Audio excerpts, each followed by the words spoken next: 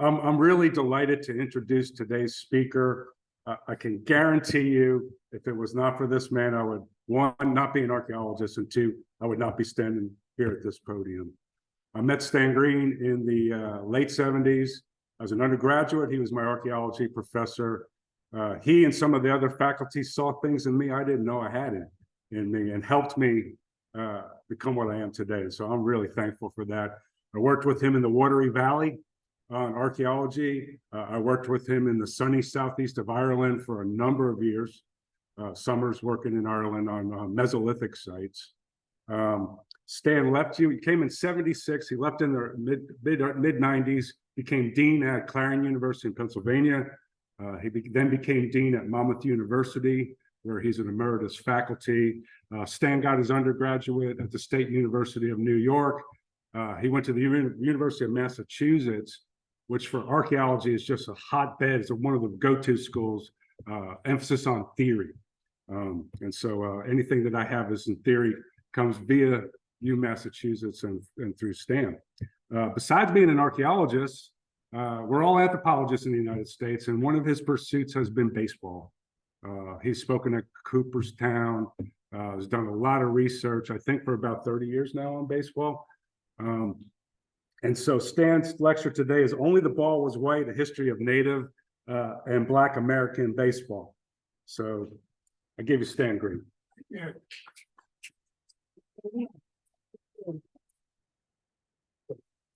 I know. You know, just go like that. I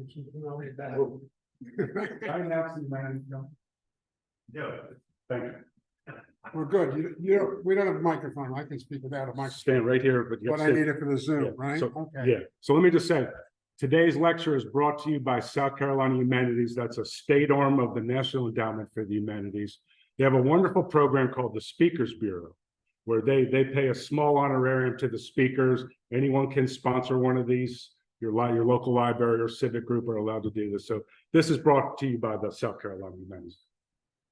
Thanks, Chris. And I just wanted to put this out because this is, I have to give credit. And Fritz, I'm looking at Fritz, an old friend. This is the book that really started after studying African-American Black baseball. And it's called Only the Ball Was White. And it's a brilliant book written, I don't know, 40 years ago. Time does fly. And these are not my books, but I brought them out. You can look at them and I'll talk a little bit, maybe read a little bit out of some of them. Sorry, I moved away there. Chris dated me really well there. So, you know, and back in the 70s, who remembers? Maybe some of you remember the 70s. Back in the 70s, I was an archaeologist, an anthropologist, and so forth. Just a couple of things about me, because I think it's good to know a little bit about the speaker. I was doing, actually, of all things, South Carolina archaeology. I was trained in European archaeology and theory, and it came down to USC, and I taught at USC for 18 years. I came down for 1 year. I was hired on a 1-year appointment. I stayed for 18. It's one of those classic stories. In the mid-90s, I was schlepping my family around a bit, 3 kids, and my wife was an archaeologist too, but we were going back and forth to Ireland, where we just culminated a project on the settlement of southeastern Ireland. That's my other hat, which I give talks on it too as well. And my wife looked at me, as wives often do, very astutely, and saying, well, you know, maybe you should do the anthropology of baseball, because you can tell me things about baseball. I can't imagine you remember these things. But also, then we don't have to fly all over Europe all the time, et cetera, et cetera. Anyway, so I started doing that, and I found an incredible wealth of information in academics, a little bit in journalism, not much, mostly academics. Let me see now. You showed me. Where are my things here? This thing, right? Yeah. There we go. And then I came across this photograph. This is I show this at all my talks. I give a variety of talks on baseball. This is a picture of my father playing stickball around 1940 in Lower East Side. 1 second, please. Sorry. talk about these in a minute, but that's him. His name was Hyman Green. As a baseball player, he was known as Pepsi. Don't know why. That's my mother right there, watching the boys play. And I looked at this thing and I said, these guys are first generation Americans. They look like the Jets from West Side Story. I mean, they have assimilated so fast. Their parents, my grandparents, didn't even speak English. They came in the mid-1910s, no English, no money, the classic immigration pattern. And this just said, you know what? Baseball is America, really. And that's what I've been doing. Baseball was so much part of my life anyway. So this inspired a variety of talks and publications and so forth, which I'm happy to talk about. And then I started looking into it, and this is just a little background here, but when I started talking about baseball, and I realized it is, people always say, well, football is most popular, yada, yada. Many, many, many more people watch baseball games than football games. I know football's crazy on Saturdays and Sundays, but if you add up major league games and minor league games and college games and little league games and all those things, tens of millions of people, maybe 100 million people a year watch at least one baseball game. But the presidents too, I don't know, a good marker, I guess, historically. Abe Lincoln, Harry Truman, Richard Nixon. Where did George go? Oh, George? No, George Washington's on there somewhere, but I missed it. He got erased somehow. Anyway, they have a great quote from George Washington saying, I have to, the troops are resting, and anyway, I can't do anything right now. I have to go finish my baseball game. So, you know, it's like, it's embedded. And as we talk about it, I think you will see that. I have a TED Talk out. If anybody's interested, I should have put it up there. Just go up to TED Talks and my name, and you'll see it's called Play Baseball, Play Ball, the Anthropology of Baseball. And it's kind of gives you a polished, because TED does, they rehearse you a lot. Anyway, it gives you a view, you know, kind of a broader view that I'm going to give you today. But baseball is America, and from the presidents down to the little leaguers. Of course, we know this. It's called America's pastime. There's the Baseball Hall of Fame in Cooperstown, which is built on a complete myth, which is a great thing for an anthropologist because we love studying myths. I'm not going to go into it today because it's a whole other talk. I'll come back if you want me to. Give you half price. Half price is free, right? In any case, it's a complete myth, made up story, and tremendous impact on the United States and a tremendous reflection of patriotism in the United States at the turn of the 1900s. But that side of baseball is only part of the picture, as is so true in so many areas of history. When I was just starting research, I was as naive as anybody. And I went to a conference in New Jersey, and it was called the Pop Lloyd Conference. Anybody ever hear of Pop Lloyd? No, right? I don't think probably will, but one of the greatest baseball players ever played in the Negro Leagues. He was a shortstop. Some people say he was the best shortstop, but who knows? It doesn't matter. He was a tremendous player. He played in New Jersey in the Negro Leagues. And so I started looking into it. This talks a little bit of a creature of that. I'm going to talk about some of the first people. Moses Fleetwood Walker, you see him up there? He's the first Black American professional baseball player. Jim Thorpe, maybe the best, but he didn't play very much baseball. Of course, he played everything else. And some people, such as David Marinus, who's a fantastic biographer, has done a great biography of Roberto Clemente. His book on Jim Thorpe just came out. It's tremendous. And you have, oops, did that see? Where do I go forward? Here we go. That's Louis Sock Alexis on the left there, bottom left. He was the first Native American professional baseball player. He played in the 1920s or so. And in fact, played for the Cleveland, back then, the Spiders. His story is a whole story in itself because, not for totally good reasons, one of those stories, they renamed They renamed the team the Cleveland Indians because of him. We'll talk a little bit more about that. And then Rube Foster on the lower right was a great baseball player, and he also started the Negro Leagues in 1920. Okay, so I'm going to talk about Native and African Americans in baseball. And I'm going to do it a couple of different ways. A little time travel experiment. Okay, so just try to follow me on this. It's a little complicated, maybe. Okay, so spend time for a moment. All right. Make believe it's July 2005. All right. I originally started thinking this and I didn't want to redo the whole thing. It doesn't matter. You can make believe it's 2023 too.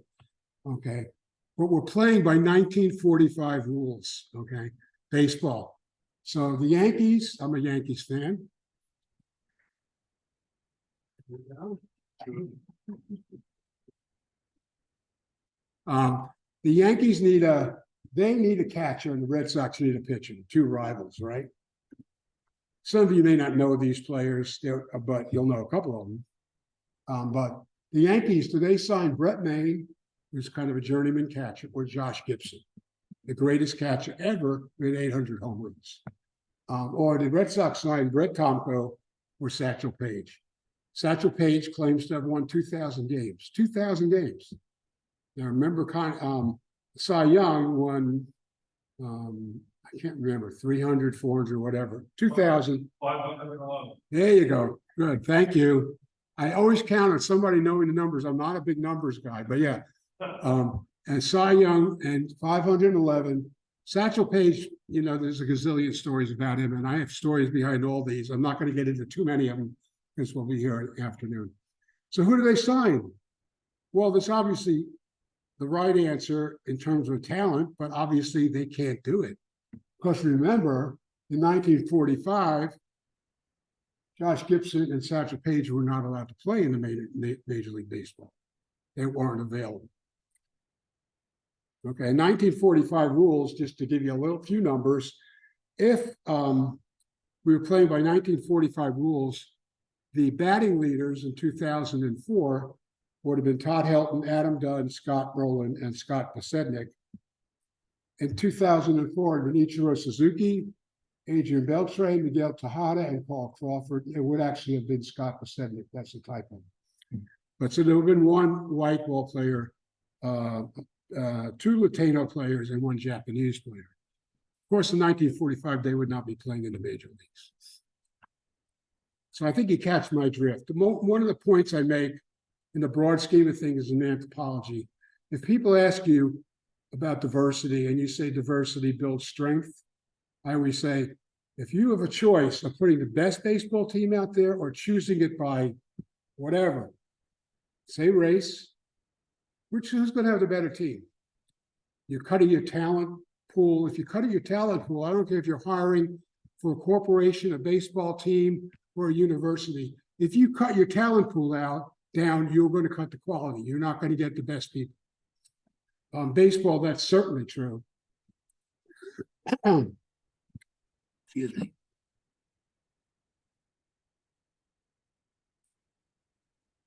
Well, from the late 18th century, and especially the late 19th century, there was a gap there, to the 20th century, American society did not put its best team on the field. Now, there are three myths about African Americans in baseball and the whole issue of banning black players and so forth. The first was Jackie Robinson was the first professional Major League Baseball player. I've already told you that's not true. Actually, African Americans played organized baseball through the 19th century. And in fact, there are accounts of enslaved Africans playing baseball. It goes back. It's another reason baseball is America's pastime, because it covers our entire nation's history. So in the 1870s, there were several African-American players who were playing, and there were a bunch of national baseball teams on the National Colored Baseball League. And you can see the names of them. In 1993, when I started my research, I had never heard of any of these teams. Now, here's the interesting thing. I'll get a little academic here, a little historical, but if you look at compare the Supreme Court timeline.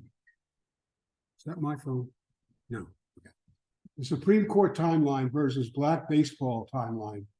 You see an interesting correlation there. Drew Scott, 1857.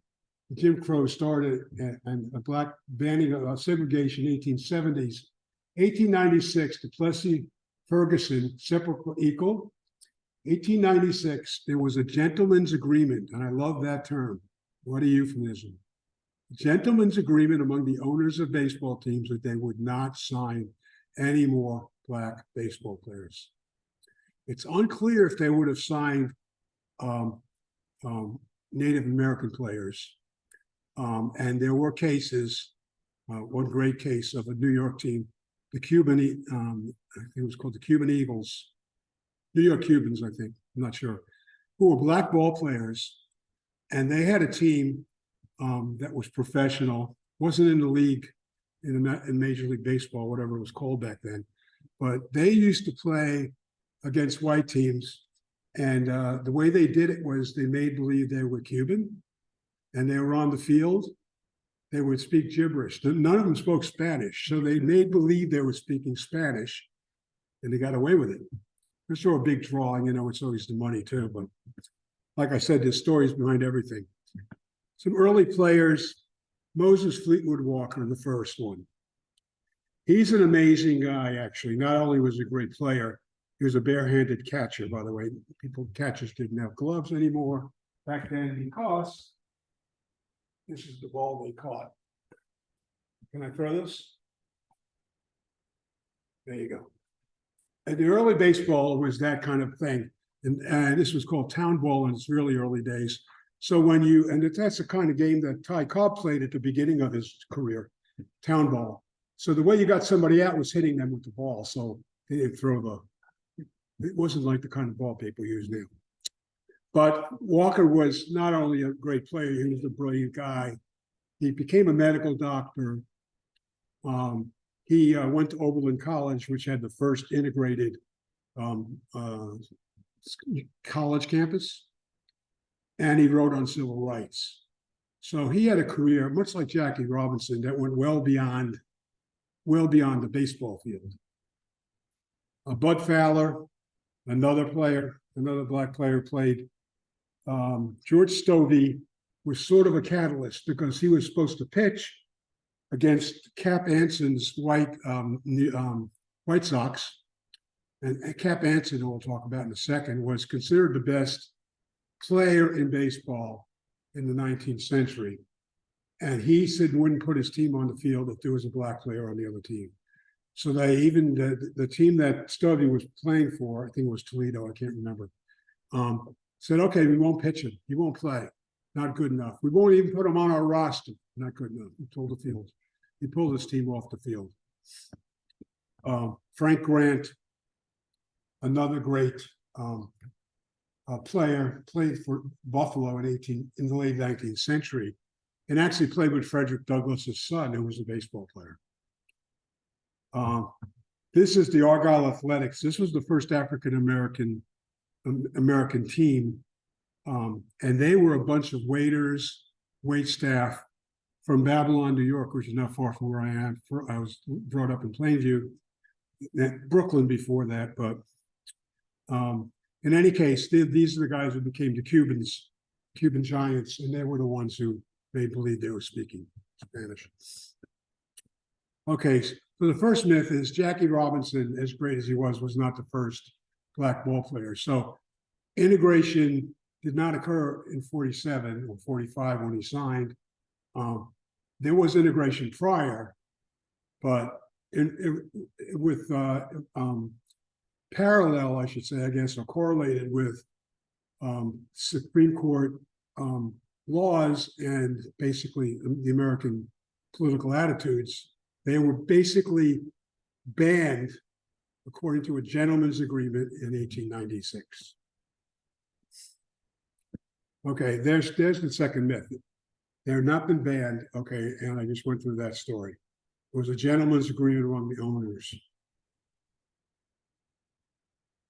There's the story about Cap Anson and George Stovey.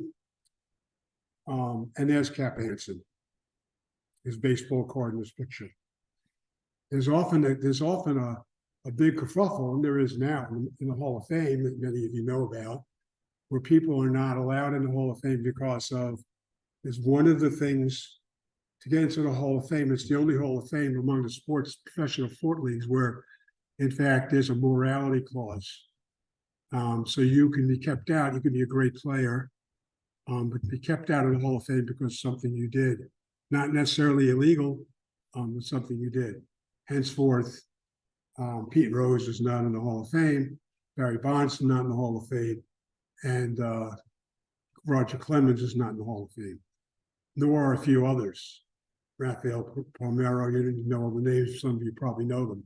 They are not in the latter ones because of use of steroids, which, by the way, was not illegal, steroids. But in any case, there's arguments both ways. But the argument that often comes down is, well, what about Cap Anson? I mean, he probably alone with Kennesaw Mountain Landis, who was the commissioner of baseball at the time, basically banned all black players from playing professional sports. Is that, by any standards, moral?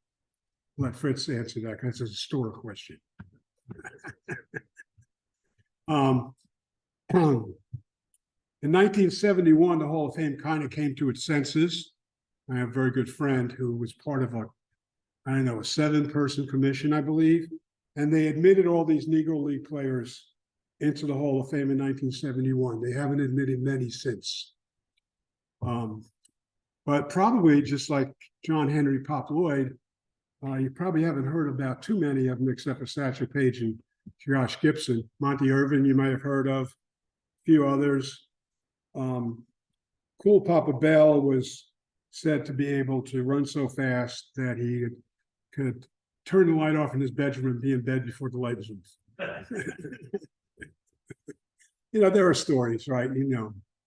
But in any case, and the third myth, which is the big one, it's sort of a face off of the big one, is that once Robinson was signed, the gates were open. It was far, far from true.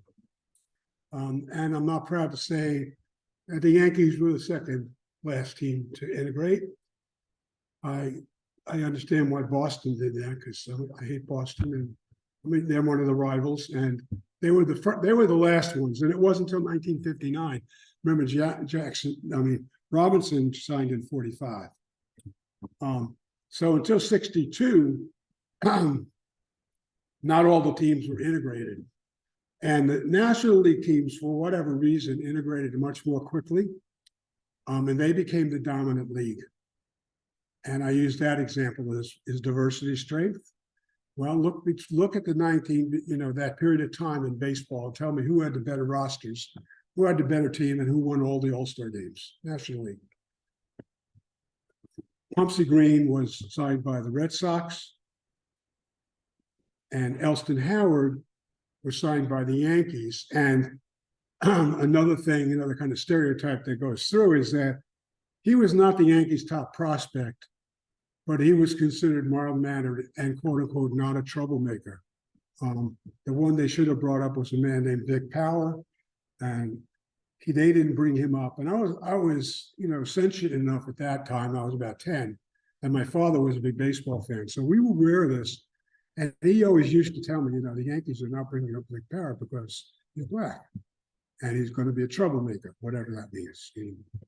So they brought up Ellie. He was a great player, deserved to be brought up with a lot of other people. Wendell Smith was a journalist for the Pittsburgh Courier, and back then there were also not just the Negro baseball leagues. There was also a whole black press, some of you may be aware of. So every town, every city, New York, Pittsburgh, Philadelphia, had black newspapers and white newspapers. The black newspapers had covered the Negro Leagues, and they covered the box scores of the Negro Leagues. The white newspapers did not. And it wasn't until recently when that commission and much later, they compiled all the stats. So people can't complain now about, and people still do that, well, they didn't keep statistics in the black league, so therefore they shouldn't be allowed in the Hall of Fame. Wendell Smith kind of broke that up. And he broke a story that was very interesting, which was don't know if we have any Red Sox fans or Yankee fans for that matter. But the Red Sox had the opportunity to sign Willie Mays. So they could have had Willie Mays and Ted Williams. But they wouldn't sign Willie Mays. Even though Mays played for the Birmingham Black Barons, which was obviously the same town as the Birmingham Black Barons, and they knew well of him.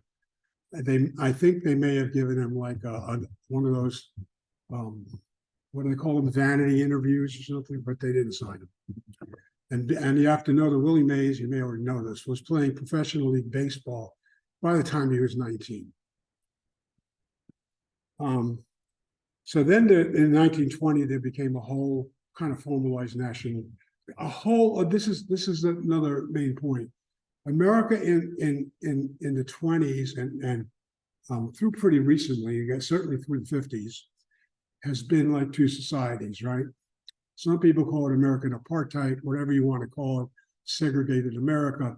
But there was a Negro League and a major league, or whatever they called it that. I was a huge baseball fan. I saw my first baseball game at Ebbets Field. It's a long time ago. I hate to say it. Right? I was 6.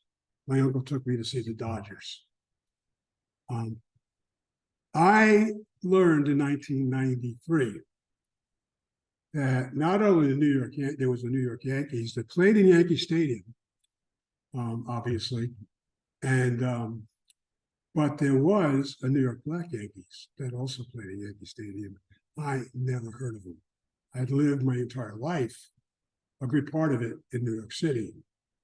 I lived in Brooklyn. When the Dodgers left, I became a Yankees fan. There was a New York Black Yankees, just like there was a black team in pretty much every field. The Detroit Stars, the Philadelphia, I can't remember what they were called. Every team east of the Mississippi, because baseball hadn't spread that far at that point, beyond Mississippi. Root Foster organized them. They played in big league ballparks. They did a barnstorming tours, which you may have heard of. They just go from town to town, play for receipts or part of the receipts. If you ever want to watch kind of a great movie, but a kind of a depressing one, Ding Along and the All-Stars, starring Richard Pryor. It's a great non-sentimental view of what it was like to be a black ball player, right? First Negro World Series was played between Kansas City Monarchs, the great team with Satchel Paige and Josh Gibson. At times, they kind of flip-flopped. And the Eastern Colored League champions, the Kansas City Monarchs. Oh, when I got that, oh no, they played with the Hilldale Club, it's called. And Kansas City won their game 5-4. World Series used to be 9 games. And they had 20,000 fans in the All-Star game in 1933. The great teams, the Newark Eagles, who played in Rupert Stadium. These are all famers who played for the Newark Eagles. The Newark Eagles, an interesting story, won't get into more than hopefully a few sentences, was owned and managed by a woman named Effa Manley, who's the only woman in the Baseball Hall of Fame. Effa is a white woman biologically, but she passed as black. She married a black, husband was black, Abe Manley, took his name, and she passed as white because she had her place. She was high status of her husband, and she were, upper class black or upper middle class black family, well established, and they lived their lives in a very fortunate way. And so she stayed there. So it's one of the few cases where I think you find a black woman passing as a white woman and really making it. Anyway, Effa Manley, it's a biography out on her too. And there's a story about Effa Manley.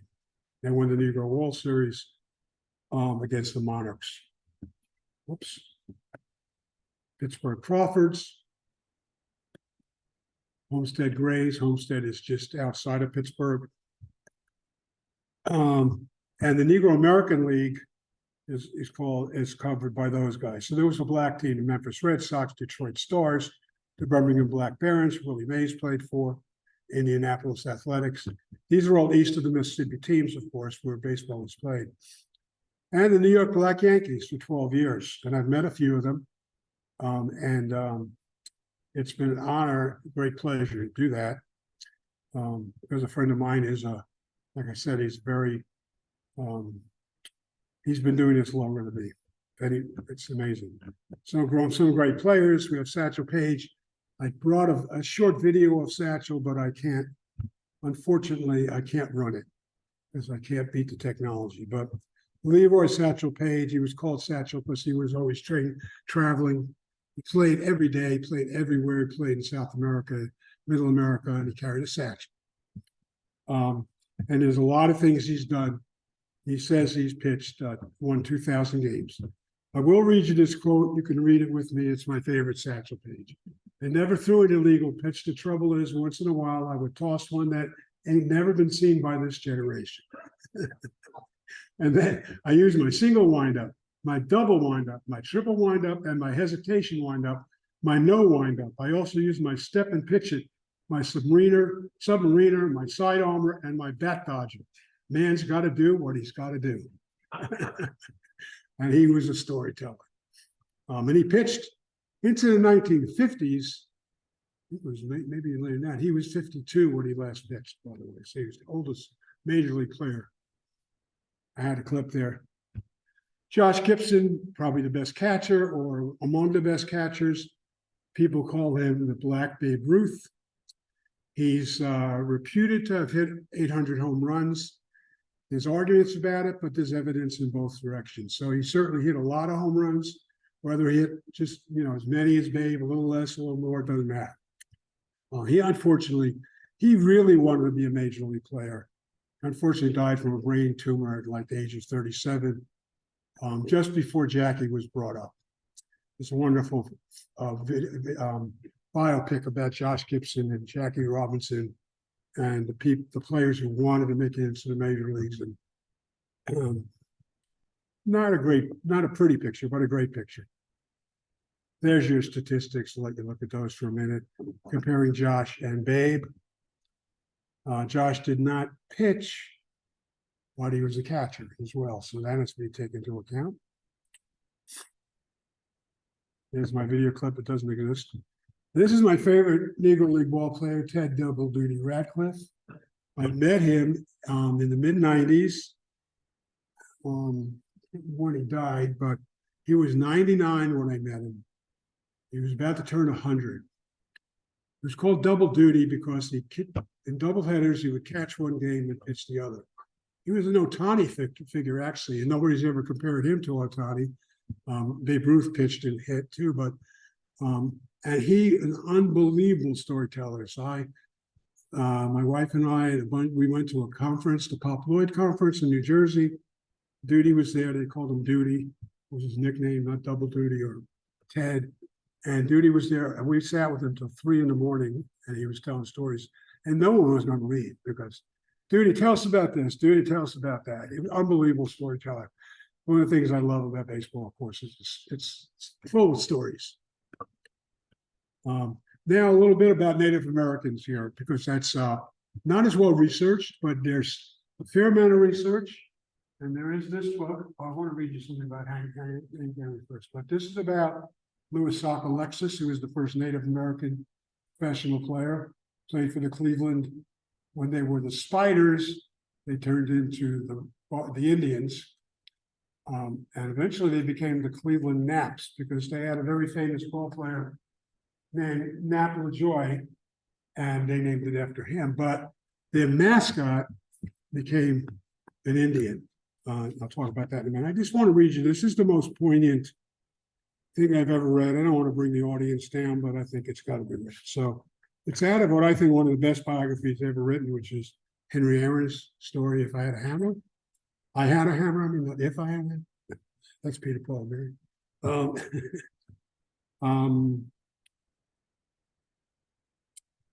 It's just a paragraph. The day after Baltimore, they played in Baltimore, we were rained out of a big Sunday doubleheader at Griffith Stadium in Washington, D.C. We had breakfast while we were waiting for the rain to stop, and I can still envision sitting with the Indianapolis Clowns, who was another Negro League team, in a restaurant behind Griffith Stadium that would allow them to come in, and hearing them break all the plates in the kitchen after we finished eating. He said they wouldn't have done that if dogs ate at those dishes, but they broke every plate and wouldn't allow anybody else to eat over it. So it was powerful, obviously. It was more than just a Supreme Court offering. But anyway, this is a fantastic story, kind of growing up story. Starts when he leaves somewhere, I can't remember the town that it should be, when he's 19. He, of course, made it into the major leagues after a few years, but he played in Eagle Leagues for a while. Native Americans, these are so many stories, but Jim Thorpe, most people, no, I shouldn't say most, but many consider him the greatest athlete ever. He was, of course, Native American. He was taken from his family and put into one of the schools. He played for the Carlisle School in Carlisle, Pennsylvania. He was considered one of the greatest football players, college-based football player maybe ever. He won the pentathlon and the decathlon and the Olympics, and he played a little baseball. He played 5 games, I think, I'm not sure, of minor league baseball. His story is usually shortened by saying the medals were taken away from him by the Olympic Committee because he had played 5 games of baseball and was considered a professional athlete. Eventually in the 70s, maybe 71, I can't remember, they gave it back to him.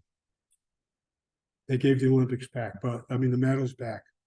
I had a little video for him. It's very hard to find videos of Jim Thorpe. But his story is growing up as a Native American is a classic story. And I often find biographies are the best way to learn about a particular time because you're learning about it from a person, so it's automatically personal. So you're not talking like big picture laws or societal trends or yada, yada. You're talking about players eating lunch and having the plates broken in the kitchen after they ate their hamburger. And with Jim Thorpe, this biography by Emeritus is a fantastic biographer. Talks about Thorpe. Here's some of the things he did. Greatest athlete in the world. He was considered by the King of Sweden, who hosted the Olympics, where he won all these awards. King Gustav called him the greatest American, the greatest athlete in the world. He must have been something.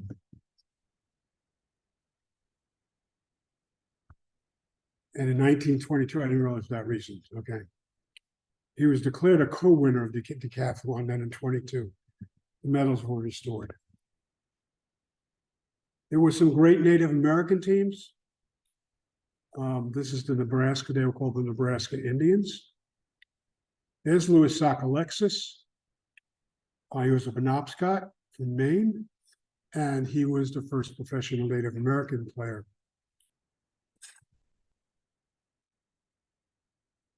Video clip, sorry. Nice book about him, I didn't bring it. Tremendous skilled player, didn't play very long. Now the Indians named the team after him, but it soon, and this is a stamp I found, or a picture. If you look in the lower left, on your lower left, right? Yeah, that's Sockalexis. And you see how he was transformed first from Maine to Nebraska or wherever, where the Plains Indians were, and then into a total cartoon character, Chief Wahoo. And that fight went on until 2 years ago, I think, when the Indians became the Guardians. So I need to say no more about that, but the stories about using human cultures, human beings as mascots, as an anthropologist, has always been a sore point for me. I know there are Native Americans who use it to their economic advantage, and that's their privilege. In my opinion, people should be able to be called what they want and use their own identity as they want to. Florida State Seminoles, I understand Florida State gets a lot of money from the Seminoles. I mean, the Seminoles got a lot of money from the Florida State, etc. But that's Sockalexis, who, again, the book I showed you. And then so that's really the backside, like all of a sudden, and it really was all of a sudden, I realized that, I'm like, if anybody should know about the New York Black Yankees, it should be me. Then, of course, there's a signing of Jackie Robinson. What time is it, Chris? You have a time on. Oh, 43. Oh, okay. I'm rounding the corner here. Maybe almost to third base. There's Jackie. He was signed in 45. He was a 5-letter player at UCLA. Played everything. I can't attest to this either, but people say baseball is one of his weaker sports. But became Rookie of the Year, a huge, won MVP, tremendous, and of course a Hall of Famer in baseball. I signed with Ricky. Hardest thing for him was, getting taunted horribly when he was playing.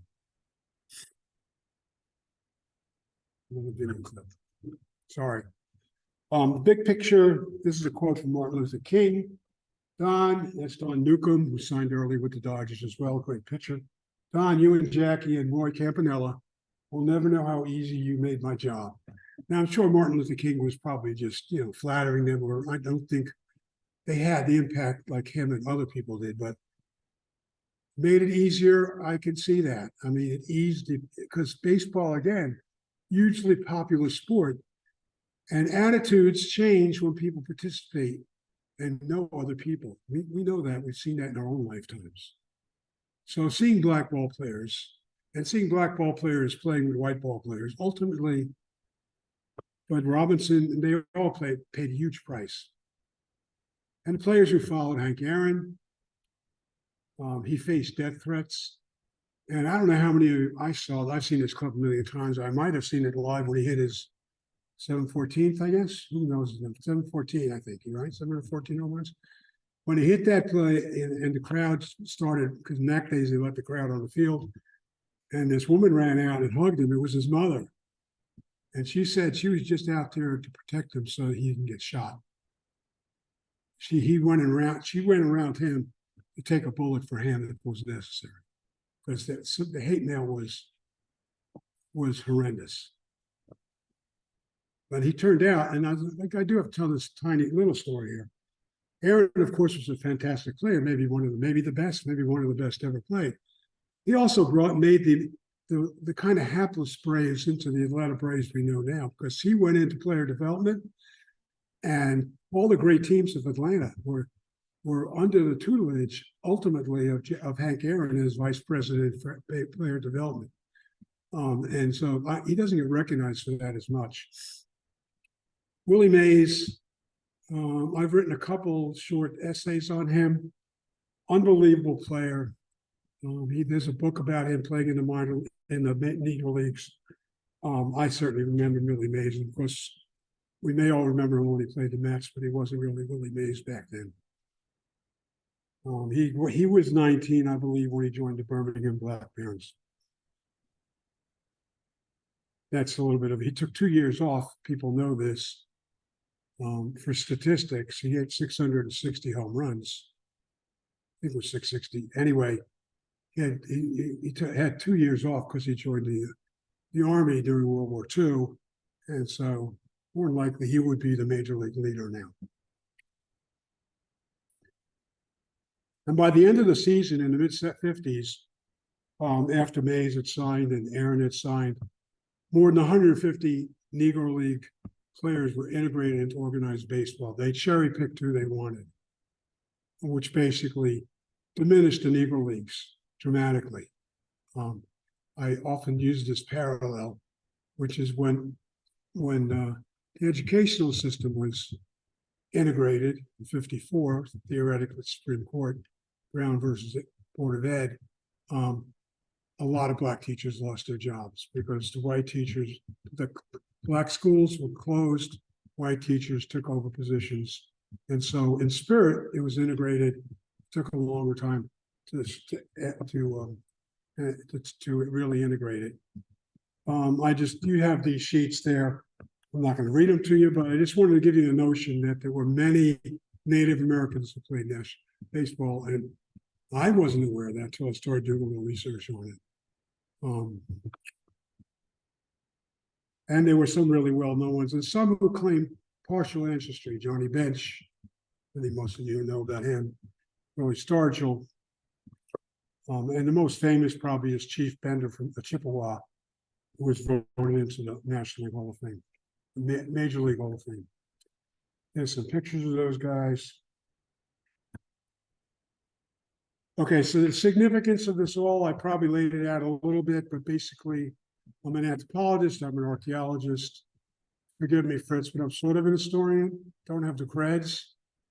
But I never got the, you could have given me, like an honorary one, when you were the head of the museum, whatever. Any case, but the big picture of it is that we obviously have to learn about the past. We have an invisible past. Part of our history is invisible. Then we're never going to quite get it right, or at least get it better. A little baseball example. Why has there not been a 400 hitter since the 1940s? Who was Ted Williams, right? I would tell you that because the talent pool is much bigger. The game's changed a little bit, but as people said, Babe Ruth never hit against Satchel Paige, right? And there's many other examples of that. Well, I mean, that would be the other way around. I did that backwards, but whatever. American memory has largely been a white memory. And this is a quote I quote from David Shipler, who wrote a book called A Country of Strangers, which I have an essay in about. I'll just read it to you. Most readers will not have known that Black, Native American, and Hispanic and Asian Americans were colleagues of Bell, Edison, invented ingenious machines, labor-saving devices, fought at San Juan Hill, helped tame, quote unquote, tame the Western wilderness, started rodeos, made early flight from coast to coast, helped shape American horse racing. He's just using examples. And to this, we can add to the list. Shared in the growth of America's pastime. They were part of baseball, always have been. One is missing out if you don't even watch some of the clips. I have a YouTube, like I said, on baseball, which you get a little bit of a broader view of things like women in baseball, and the history of baseball, the real history of baseball. But and I brought some artifacts because I'm an archaeologist. These are bats, 19th century bats from the town ball. You could play with them if you want. I threw the ball around somewhere. This is my Stanton jersey, because the Yankees don't normally put the names on it. One of my proudest moments was I went to a ball game with my son, whose name was Harrison. So he has a Harrison jersey because there was a player named Josh Harrison. So we have a great picture of it. I think in Pittsburgh Stadium, it's a Stanton Harrison. This is the shirt. My kids got me over green socks because I never shut up. Thank you very much.